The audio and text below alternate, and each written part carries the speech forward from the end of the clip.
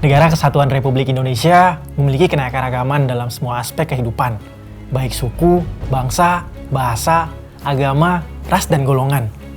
Keberagaman ini telah menjadi realita kehidupan di Indonesia yang mampu menjadi perekat persatuan dan kesatuan bangsa.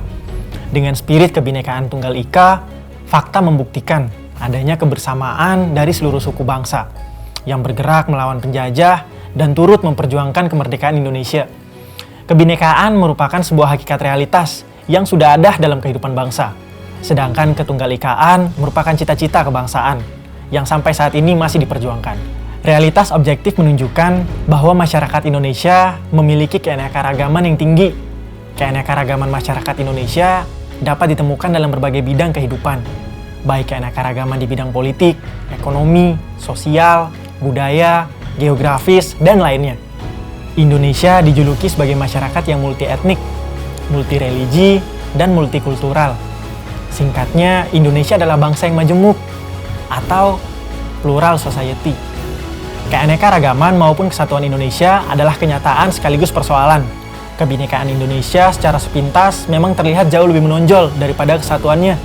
Oleh karena itu, bahaya disintegrasi selalu merupakan ancaman, baik real maupun potensial.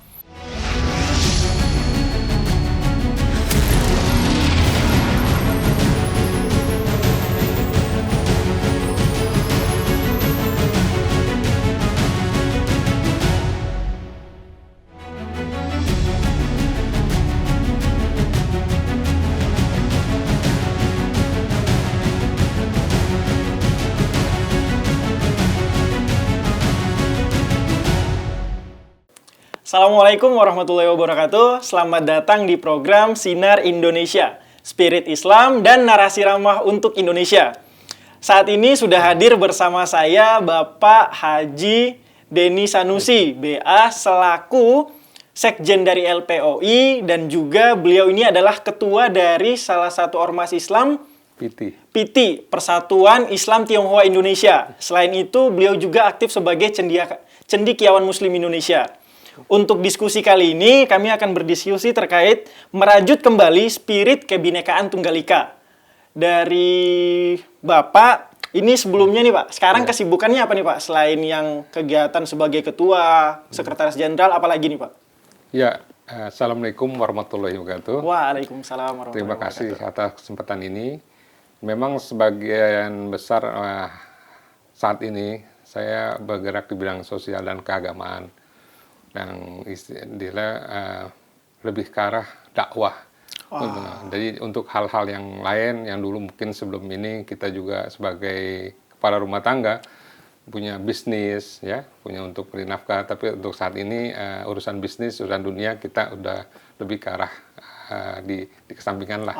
Tapi tetap kita ada usaha untuk arah itu. Dan saat ini saya lebih fokus ke arah dakwah dan keagamaan. Ke arah dakwah dan keagamaan ya, luar biasa sekali Sobat NU Channel. Ini berbicara tentang kebinekaan nih Pak. Ini agak keren ya dan luar biasa karena satu sisi beliau ini ketua dari PITI, salah satu ormas Islam, yakni Persatuan Islam Tionghoa Indonesia. Tionghoa teman-teman. Nah, secara kebinekaan itu sudah masuk tuh dalam rentetan kita sebagai Asiannya, dan beliau Asiannya juga tapi dalam rangkap ras Tionghoanya. Nah, secara kebinekaan nih Pak, sebagai pertanyaan pertama pembuka kita, spirit dan sejarah Kebinekaan Tunggal Ika menjadi semboyan bangsa itu bagaimana tuh Pak? Pandangannya dari sisi spirit dan sejarah kebinekaannya itu Pak? Ya, istilah Bhinneka Tunggal Ika ya, kita paham dulu, kita masih ingat juga bahwa ada pelajaran sekolah kita. Itu artinya walaupun berbeda tapi tetap satu jua. Di sini melambangkan suatu bentuk kenegaraan kita yang memang terdiri dari bermacam-macam suku, bermacam-macam etnis, bermacam-macam kepercayaan dan kebudayaan. Nah, tapi semua dirangkai, ya, disatukan dengan istilah Bhinneka Tunggal Ika. Inilah yang kita punya, yang kita harus banggakan, bahwa dengan Bhinneka Tunggal Ika, alhamdulillah negara kita yang berbeda-beda suku, berbeda keyakinan sampai saat ini masih utuh dalam kerangka NKRI. Betul. Negara Kesatuan Republik Indonesia. Iya, karena begitu plural banget kan, selain dari sisi rasnya, agama, kemudian bahasa itu dari Sabang sampai Merauke itu ribuan bahkan juta ya bahasa kita. Saya aja dari NTT itu per satu pulau itu bahasanya bisa lebih dari 10 gitu ya. Betul. Nah ini plural yang luar biasa nih. Selanjutnya nih Pak, kira-kira dengan kebinekaan ini prinsip-prinsip apa nih Pak yang secara utama dan dia itu menjadi prinsip utama yang terkandung dalam Bhinneka Tunggal Ika Pak? Sehingga kita bisa bertahan nih dari zaman dulu hingga sekarang Pak. Ya, kalau kita masalah prinsip, kita di Indonesia ini ada pemerintah kita ada agama resmi ya yang diakui oleh pemerintah, yaitu ada 6 ya, mayoritas kita Islam, ada Kristen, ada Buddha, Hindu, Konghucu, dan Katolik. Nah disitulah kita bisa membayangkan ya bahwa negara kita itu belum lagi ada kepercayaan yang lain, misalnya aliran kepercayaan ya, yang memang semuanya itu istilahnya dilayanilah sama pemerintah dalam rangka untuk menjaga keharmonisan kita dalam bernegara.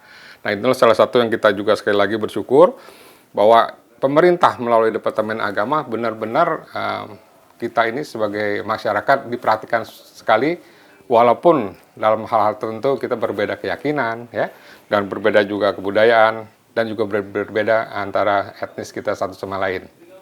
Dan disinilah peranan pemerintah untuk bagaimana merawat kepercayaan dan merawat kesatuan kita ini untuk ke depan agar NKRI kita tidak terjadi lagi hal-hal yang nanti mungkin yang negatif, ada perbedaan agama, perbedaan suku yang selalu akan ada indeks, ada kekhawatiran perbedaan itu akan menjadikan sesuatu yang negatif. Tapi peranan pemerintah melalui Departemen Agama dengan mengakui agama-agama resmi dan juga mengakui kepercayaan agama yang lain itu sangat bijak sekali, dan kita bisa rasakan sampai saat ini negara kita tetap harmonis dan tetap aman. Iya betul. Dengan semangat gotong royong ya Pak tentunya. Betul. Oke, kemudian berbicara tentang multikultural nih Pak, berbicara tentang pluralnya Indonesia, baik dari sisi agama, ras, mulai dari beberapa agama yang resmi tadi yang diakui sama pemerintah. Secara spesifik Pak, arti penting dari kebinekaan yang dipahami hingga saat ini dan dipedomani hingga saat ini itu apa aja Pak? Ya, sangat penting sekali arti kebinekaan itu bagi bangsa kita ya. Sangat banyak, cuma kita bisa rangkumkan ke 3 hal yang penting ya. Yang pertama bisa menjadi pendorong lahirnya nasionalisme Indonesia, itu pertama. Dan yang kedua menjadi penyemangat untuk membangun Indonesia agar lebih maju lagi. Dan mungkin dalam rangkaian yang ketiga itu menjadikan satu benteng persatuan bangsa dan negara Indonesia di era yang saat ini, era globalisasi yang sangat luar biasa sekali. Nah 3 hal ini pun yang kita sampaikan sangat penting artinya dalam kebinekaan bagi kita bangsa Indonesia. Setidaknya ada 3 nih Pak ya, nasionalisme, penyemangat, dan satu tadi lagi persatuannya ini Pak ya. Bangsa. Bicara tentang yang pertama dulu nih Pak, nasionalismenya, hubungan antara kebinekaan dengan nasionalisme ini pada titik mana nih Pak, sehingga ada benang merahnya? Ya, kebetulan kalau kita bicara nasionalisme Indonesia itu menyangkut banget dengan saya ya sebagai etnis Tionghoa. Itu ada PR ya, bagaimana kita kita tidak mempersalahkan lagi masalah minoritas atau mayoritas ya. Kita sebagai bangsa Indonesia sekarang juga sebagai bangsa Indonesia keturunan Tionghoa itu harus mempunyai rasa nasionalisme yang tinggi. Ya kita nggak udah menengok ke belakang background kita. Yang penting ke depan kita sebagai bangsa Indonesia, apapun etnis kita, apapun plan kita harus tetap ya bersama bahwa kita bangga menjadi bangsa Indonesia. Gitu. Ya karena ya memang tidak bisa dipungkiri nih Pak. Saya aja mungkin kalau Bapak merasakan dari sisi etnis sebagai orang Tionghoa, di mana hidup di Indonesia dengan berbagai macamnya pluralnya agama. Ya itu pun saya sempat merasakan anak NTT pertama kali berangkat ke Jawa merasakan gimana pluralnya, banyak ketemu teman-teman dari Kalimantan, Medan, Sumatera, bahkan ada yang Aceh, Bandung, dari berbagai pulau di seluruh Indonesia gitu. memang luar biasa sekali, dan saya merasa saya pribadi pun nyaman berada di rantauan khususnya, Pak. Dan itu pun Bapak rasakan, saya rasa ya, Pak, ya, di Indonesia khususnya sebagai etnis dari Tionghoa ya, Pak. Iya, betul. Kemudian ini lebih lanjut nih, Pak, secara lebih dalam kita bahas lagi. Kira-kira nih, Pak, dengan saya pribadi pun yang sudah merasakan seperti sedikit cerita tadi dan dari Bapak dari etnis Tionghoa, apa nih, Pak, yang kira-kira penerapan dari prinsip-prinsip kebinekaan dan sifat-sifat kebinekaan yang bisa kita terapkan di kehidupan sehari-hari nih, Pak? Secara spesifik seperti apa tuh, Pak? Ya, mungkin kita bisa membagi dalam suatu prinsip ya, bahwa perilaku bisa kita bilang perilaku inklusif. Oke. Bagaimana kita itu harus membuang merasa lebih superior dari misalnya dari suku yang lain, ya itu nggak baik, karena pada dasarnya manusia itu diciptakan awalnya satu. Betul, Ya. Pak. Sepak. Nggak ada kelebihan kulit putih dan kulit hitam, nggak ada kelebihan dari Arab dan Arab. Yang ada hanya masalah ketakwaan. Betul. Nah, jadi perilaku inklusif itu kita harus buang jauh-jauh bahwa kita bermasyarakat. Yang penting dari manapun asal usulnya, yang kita hargai adalah bagaimana berbuat baik bagi diri sendiri, bagi masyarakat, dan juga bagi lingkungannya. Ya. Itulah yang Ya, kita harapkan. inklusif atau primordial itu, Pak, sifat primordialnya yang betul. harus diturunin atau kalau perlu dihilangin ya, Pak. Sama Ya? sekali, betul. Ya. Terus apa lagi nih, Pak, selain perilaku inklusif atau primordial ini tadi tuh, terus apa lagi, Pak? Ya mungkin kita bisa juga harus mengkondisikan sifat pluralistik kita ya. Ditinjau dari keanekaragaman ya. Sebenarnya kita ini harus bangga bahwa bangsa Indonesia ini, yang sekali lagi saya jelaskan, terdiri dari bermacam-macam suku, etnis, bahasa ya, dan juga banyak juga hal-hal yang lain. Tapi tetap dalam hal ini kita sampai saat ini bangsa Indonesia tetap dalam kerangka NKRI, Negara Kesatuan Republik Indonesia. Dan hal inilah yang harus kita terus perjuangkan dan kita tingkatkan bagaimana mewujudkan NKRI ke depan lebih baik lagi. Oke. Itu selain plural, terus primordial tadi atau inklusif, apakah masih ada hal lain yang sekiranya mungkin bisa nih kita praktekkan dalam kehidupan sehari-hari nih, Pak? Ya, yang paling penting lagi ya kita tadi tidak menonjolkan ego kita ya. Kita tidak boleh istilahnya memaksakan kehendak kita, atau juga kita tidak boleh memanfaatkan di suatu saat misalnya posisi, mungkin pada tertentu posisi kita mayoritas. Ya, itu karena dalam hal ini itu pasti negatif ya. Betul. Nah, hal itulah kita harus membuang jauh-jauh rasa-rasa ego ya. Begitu juga kita satu bangsa, satu bahasa, satu tanah air, kita juga bangsa Indonesia. Nah, itulah yang kita harus perjuangkan ke depan. Ya, sepakat, Pak. Jadi rasa ego akan posisi sebagai mayoritas itu yang harus diturunkan gitu, Pak, ya. Karena ya tidak sendiri juga sebenarnya ya, Pak, ya. Iya. Kemudian ini ada pertanyaan lanjutan nih, Pak. Terkait bagaimana spirit kebinekaan dalam menghadapi globalisasi dan ancaman disintegrasi. Tapi sebelum dijawab oleh Bapak, Pak Denny, kita break dulu nih, Sobat NU Channel, karena akan ada beberapa hal dan beberapa pertanyaan lagi yang masih harus kita bicarakan dan diskusikan di forum ini. Kita tunggu dengan jeda berikut ini.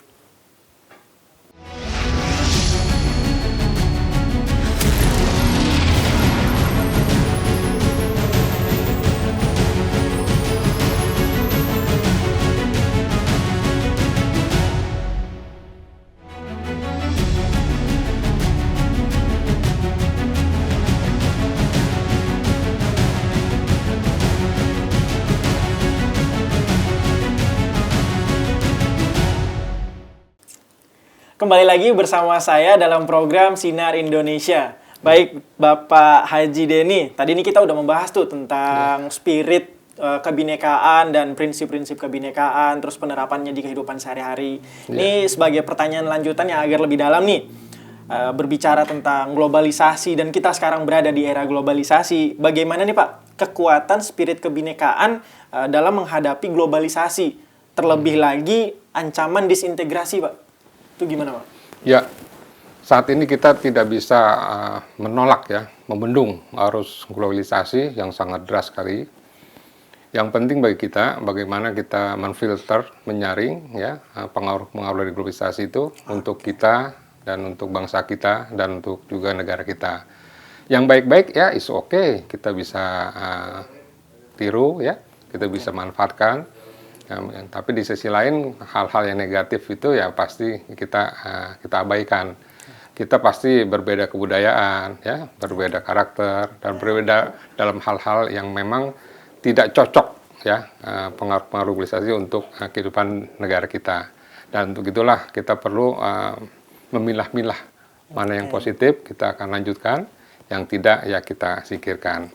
Itulah salah satu bagaimana kita menghadapi globalisasi yang saat ini kita memang lakukan filterisasi gitu ya, Pak. untuk hal-hal yang tertentu yang kita bisa manfaatkan yang itu positif.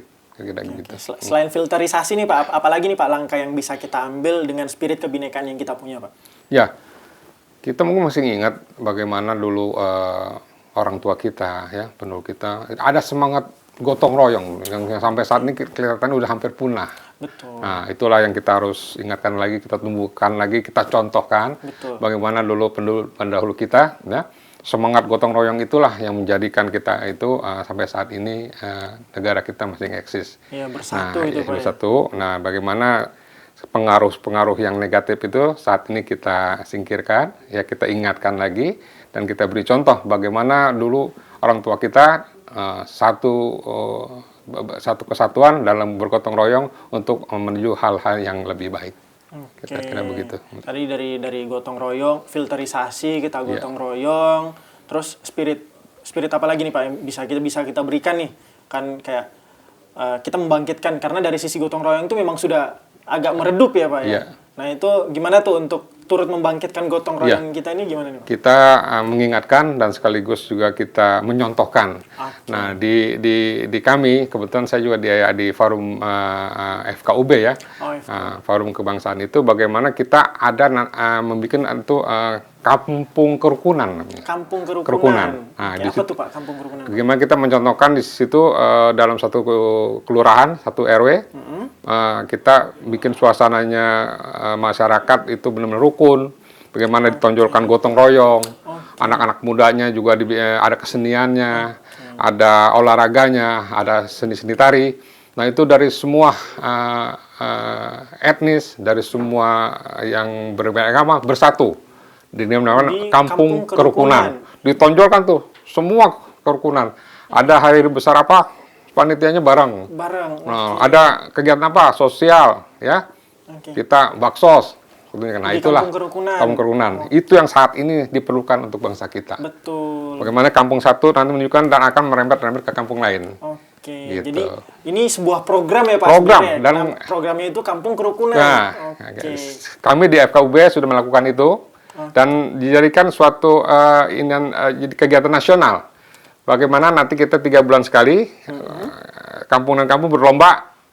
Nanti siapa yang lebih unggul? Nah, dia jadi kampung yang jadi juara dalam kampung kerukunan.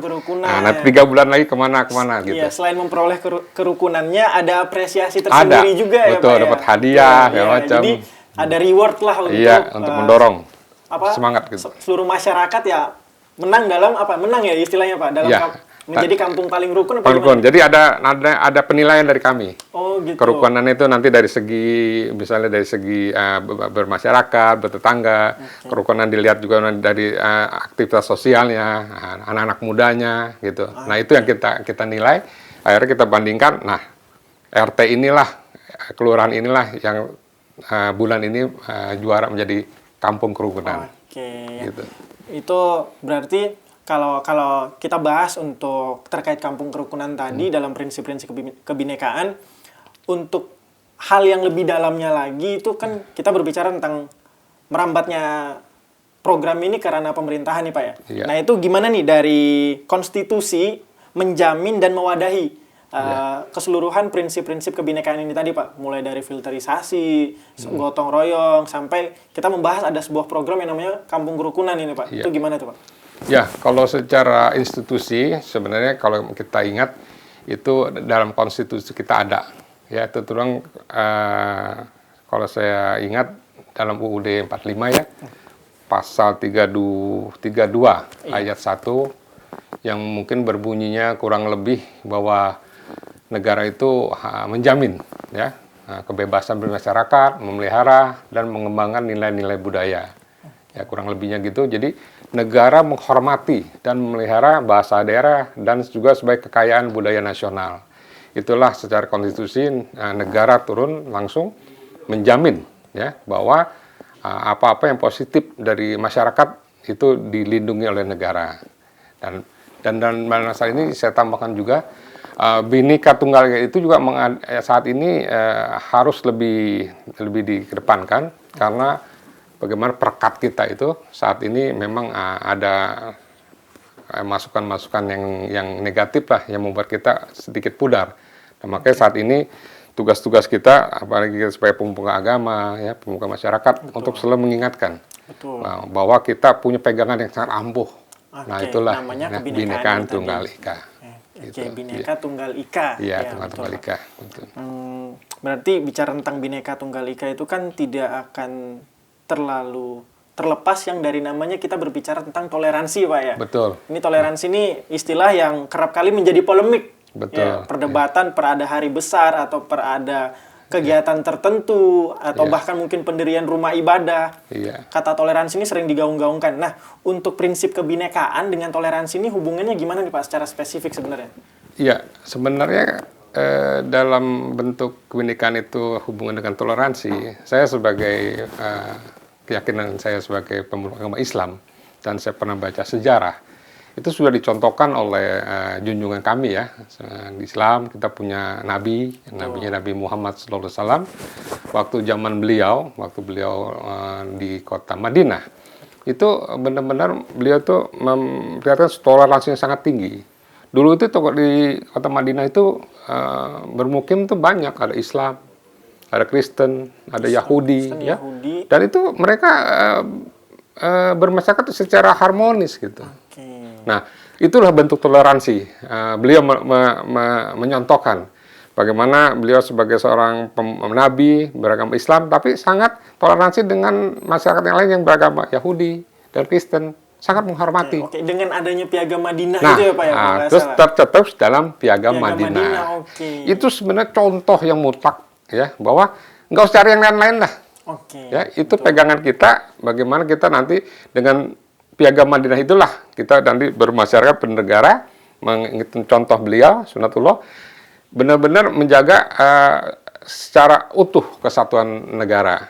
Dan melindungi semua keyakinan. Toleransi yang cukup kuat ya Pak ya. Nah itu sudah dicontohkan. Kalau saya sebagai Islam sudah dicontohkan oleh Nabi saya. Ya, agak uniknya pada zaman Nabi yang sekarang digaungkan untuk mendirikan negara Islam. Jika memang Nabi mau sudah sedari dulu ya seharusnya ya. Karena saat itu kan Islam mayoritas juga kalau nggak salah, bener nggak nih? Iya, jadi kalau kita bicara ke sana ya, kita ada sebagian saudara kita yang memang ada saking semangatnya ya, ingin mendirikan negara khilafah gitu ya. Iya betul. Nah, jadi sebenarnya itu tidak dicontohkan.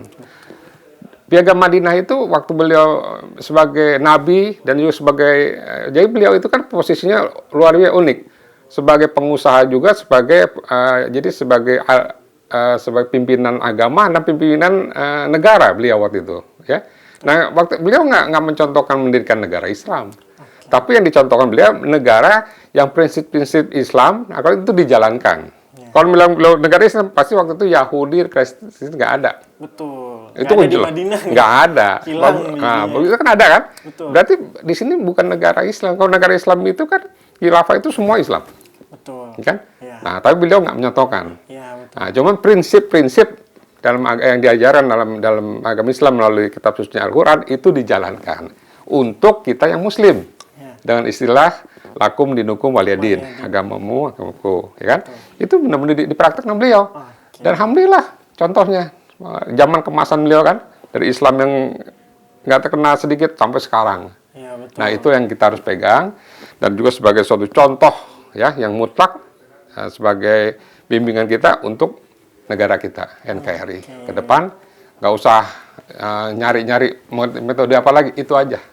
Jadi bagaimana kita berprinsip bernegara tetap kita jalankan, kebetulan kita mayoritas, tapi kita tetap melindungi saudara-saudara kita yang memang berlainan keyakinan kita. Kita sangat hormati. Oke, baik Pak, siap. Ini satu terakhir teman-teman, saya punya satu pertanyaan unik untuk Bapak, karena di sini saya melihat posisi Pak Haji Den itu agak unik teman-teman. Satu, sebagai mayoritas dari Islam dan sebagai minoritas dari Tionghoa. Nah, pertanyaan saya nih Pak, yang agak unik dari Bapak, satu pesan untuk pemirsa Sobat NU Channel semua, kira-kira sikap apa nih? Satu aja yang kita pegang untuk agar kebinekaan kita itu tetap terajut sebagaimana tema kita, merajut kembali spirit kebinekaan Tunggal Ika, Pak. Gimana nih, Pak? Ya, kalau saya bicara posisi saya sebagai nomor satu, saya sebagai warga negara Indonesia. Secara etnis, saya etnis Tionghoa. Secara agama, saya memeluk agama mayoritas dari bangsa Indonesia. Tapi minoritas bagi suku saya. Betul. Ya, itu gimana? Agak suku, unik ya, suku Tionghoa itu sedikit sekali yang memeluk agama Islam. Nah, dalam hal ini, kalau kita melihat ke depan dan kita juga menghubungkan dengan wawasan kebangsaan, pertama masalah agama itu masalah keyakinan. Ya, jadi kita nggak bisa masalah ini mempengaruhi orang dalam salah kepercayaan suruh dia percaya dengan agama yang mungkin dia berlainan, itu nggak mungkin karena kepercayaan itu timbul dari dalam hati. Tapi secara kebangsaan, wawasan, saya tuh berpikir saya ini seorang Muslim warga Indonesia keturunan Tionghoa. Bagaimana sesudah saya masuk Islam, luar biasa sekali saudara-saudara saya yang sudah Islam duluan menerima saya sebagai saudara baru. Luar biasa, merasakan sekali betapa hangatnya ya. Saya seputar saya syahadat, saya masuk Islam. Itu sampai sekarang ya. Ukhuwah kekeluargaan itu Islamiyahnya, luar biasa menerima saya ya, secara utuh. Sisi lain, saya tetap bisa berhubungan dengan saudara-saudara saya Tionghoa yang non-Islam. Tetap ya, karena secara kesukuan. Ya. Nah, jadi dalam hal ini saya bisa menyampaikan bahwa dalam wawasan kebangsaan, ya, dalam wawasan kebangsaan kenegaraan, bahwa ayolah Tionghoa yang Muslim ini itu berperan lebih aktif. Bagaimana kita masih ada PR ya. Maaf, kelam-kelam kita ada, 98 terakhir kita masih ada. Itu hal-hal itu udah kita kubur. Nah, salah satunya dengan kita melakukan hal-hal yang produktif, terutama dari etnis Tionghoa yang beragama Islam. Karena apa? Tionghoa Islam itu posisinya sangat strategis. Dia bisa berhubungan dengan saudara satu etnis, ya, yang dan bukan Muslim. Nah, sisi lain dia bisa berhubungan dengan saudara-saudaranya sesama Muslim. Muslim. Ya. Dan keduanya itu punya hubungan yang sama-sama dekatnya, sama ya, dekat. Sama eratnya juga. Ya, nah, disitulah posisi Tionghoa Muslim bagaimana supaya jembatan agar miss. Ini kan sebenarnya promotor ya, Pak, ya. Karena saya pikir hal-hal yang negatif itu bukan masalah jahat, hanya miss aja, miscommunication. Nah, miscommunication itulah yang kita harus Tionghoa ini berperan.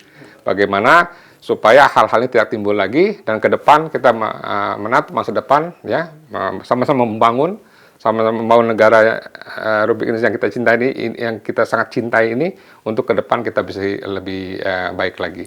Jadi sekali lagi saya berpesan menyampaikan kepada saudara-saudara saya yang Tionghoa Muslim, ayolah kita berperan aktif dalam berdakwah. Ya, dakwah itu bukan agama aja. Kita harus memajukan agama, memajukan ekonomi. Bangsa karena saat ini ya kebetulan ekonomi kita sebagai mayoritas harus kita bangkitkan. Kita harus berperan aktif di situ. Ya. Di sisi lain juga kita sudah bukan saatnya lagi saat ini membicarakan hal-hal yang negatif. Ke depan tujuan kita satu, bagaimana kita berperan aktif agar negara yang kita cintai ini, negara Republik Indonesia, bisa lebih maju lagi dan bisa bersaing dengan negara lain yang telah maju selama ini. Ya, jadi kalau saya simpulkan, Sobat NU Channel, sejatinya antara mayoritas dan minoritas itu tidak perlu lagi diperdebatkan. Betul. Karena suatu hakikat bahwasannya perbedaan itu memang bineka, dan suatu keharusan yang menjadi cita-cita bahwa kita akan tunggal ika nantinya. Betul. Oke. Terima kasih, luar biasa sekali berdiskusi dengan Bapak Haji Denny Sanusi dengan background yang luar biasa.